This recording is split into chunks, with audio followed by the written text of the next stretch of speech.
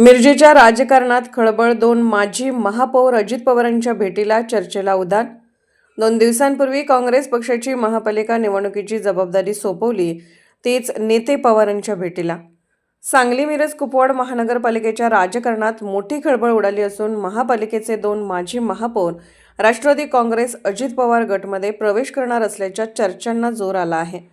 काँग्रेस पक्षाकडून शहर जिल्हाध्यक्ष पदासाठी इच्छुक असलेले माजी महापौर किशोर जामदार यांनी आज राष्ट्रवादी काँग्रेस अजित पवार गटमध्ये प्रवेशाबाबत चर्चा करण्यासाठी उपमुख्यमंत्री अजितदादा पवार यांची पुणे येथे भेट घेत असल्याची माहिती समोर आली आहे।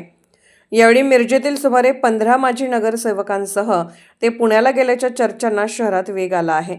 या दौऱ्यात राष्ट्रवादी काँग्रेस अजित पवार गटचे शहर जिल्हा अध्यक्ष प्राध्यापक पद्माकर जगदाळे आणि ग्रामीण जिल्हाध्यक्ष निशिकांत पाटील हेही उपस्थित असल्याचे बोलले जात आहे। विशेष म्हणजे अवघ्या 2 दिवसापूर्वीच काँग्रेस पक्षाची महापालिका निवडणुकीच्या पार्श्वभूमीवर बैठक झाली होती।